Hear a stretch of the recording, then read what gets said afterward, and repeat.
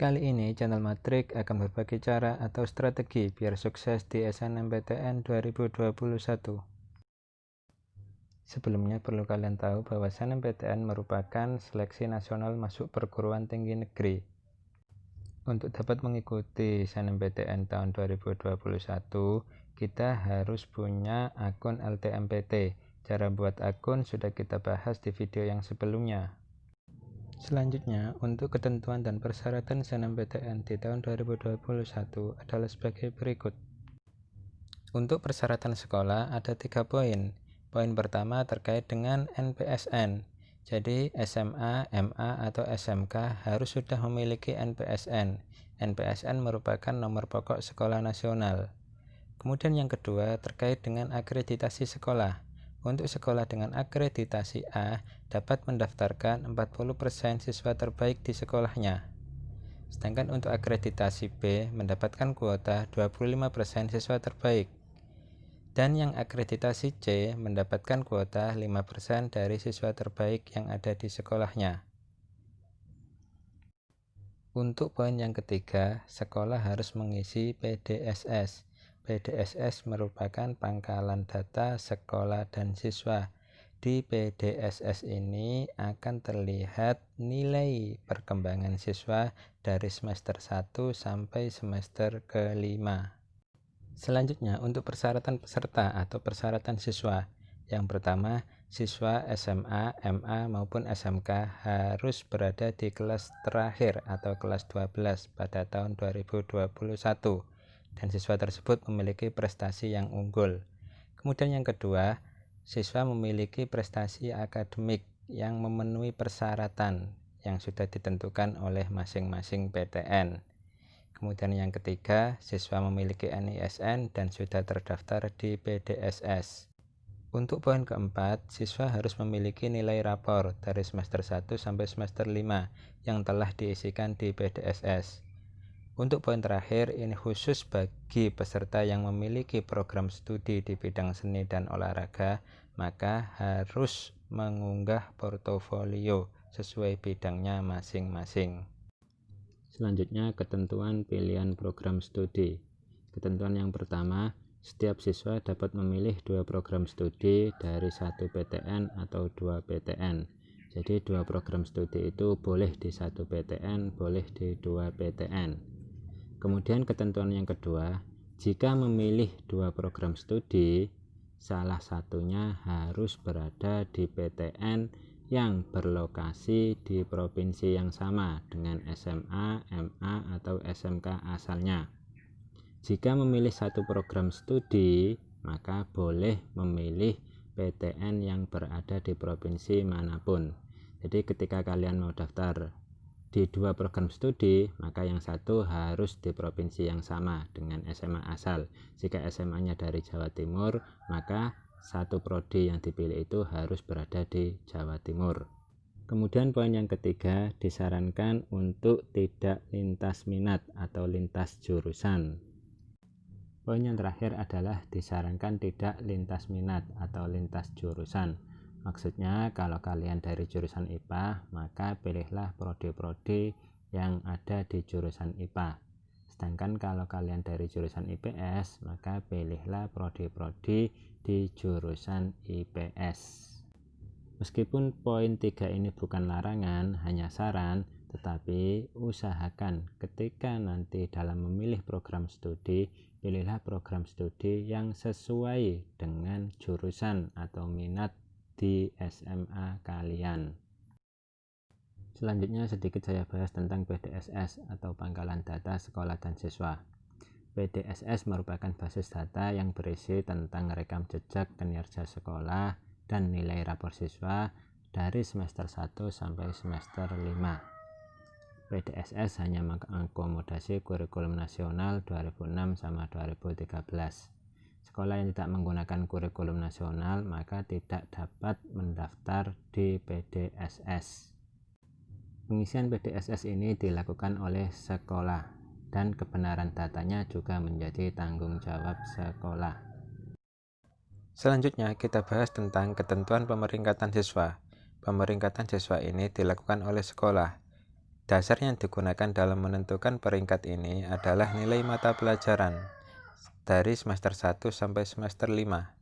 Adapun mata pelajaran yang digunakan sebagai dasar untuk jurusan IPA adalah matematika, bahasa Indonesia, bahasa Inggris, kimia, fisika, dan biologi. Untuk jurusan IPS, mata pelajaran yang digunakan dasar adalah matematika, bahasa Indonesia, bahasa Inggris, sosiologi, ekonomi, dan geografi. Sedangkan untuk jurusan bahasa, mata pelajaran yang digunakan dasar adalah matematika, bahasa Indonesia, bahasa Inggris, sastra Indonesia, antropologi, dan salah satu bahasa asing yang telah dipilih.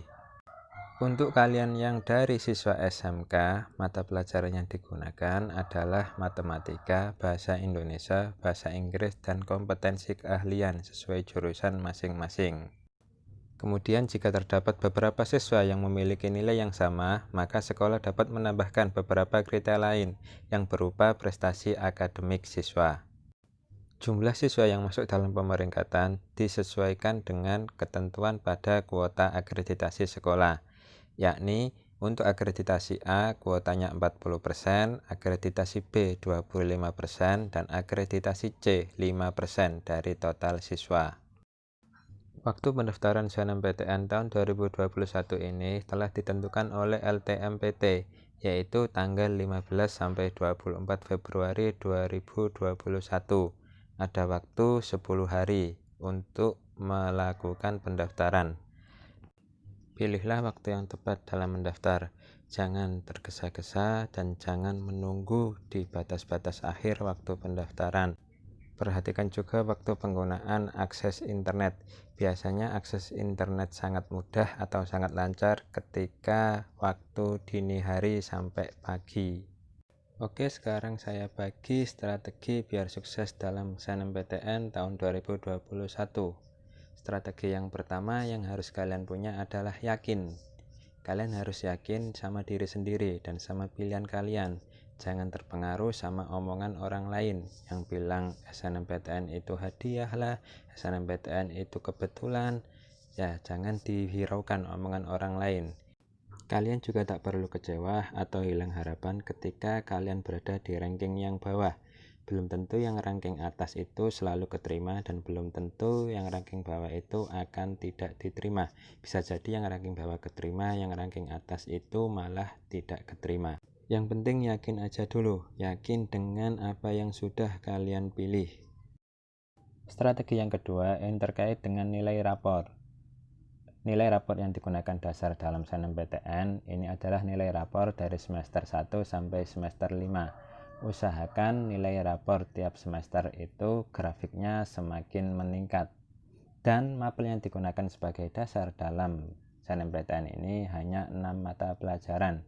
3 pelajaran pokok yaitu matematika, bahasa Indonesia, dan bahasa Inggris, serta 3 mata pelajaran jurusan yang masing-masing jurusan punya mata pelajaran berbeda-beda.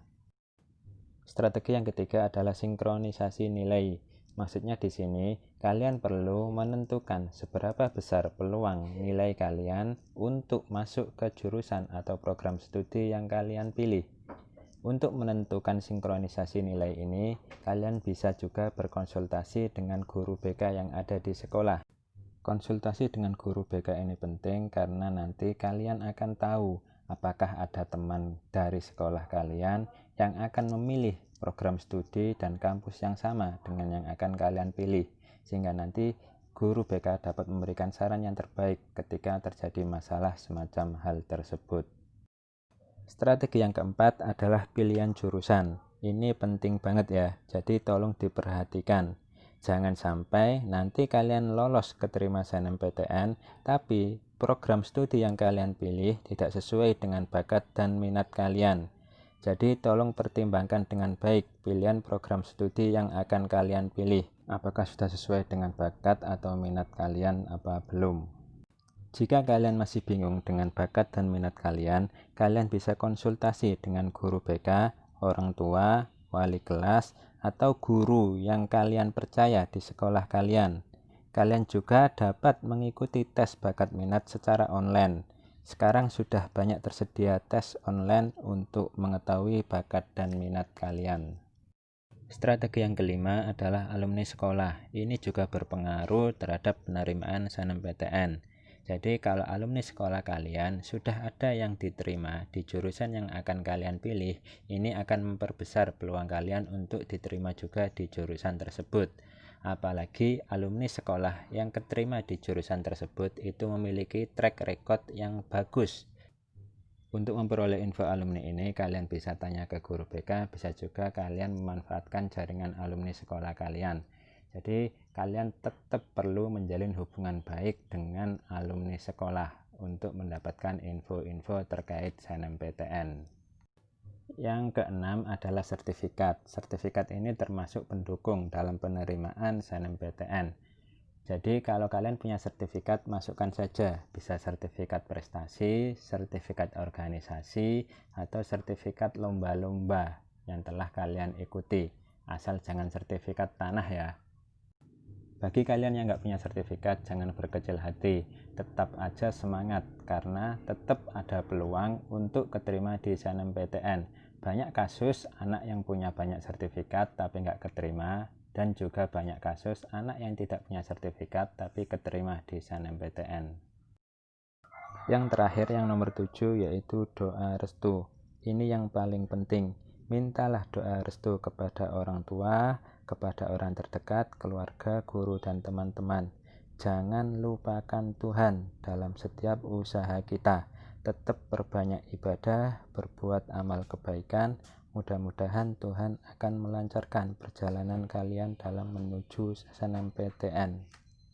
SNMPTN merupakan hadiah dan bonus dari Tuhan, tetapi kalian tetap harus memiliki strategi dan dapat mengukur peluang diri kalian. Kalian juga harus realistis dengan nilai yang kalian miliki. Jangan maksa dan jangan putus asa kalau nanti tidak sesuai dengan harapan. Pesanku, jangan terlalu berharap sama SNMPTN. Serahin aja hasilnya ke Tuhan. Daripada mikirin hasil SNMPTN, lebih baik waktu kalian gunakan untuk belajar, mempersiapkan UTBK.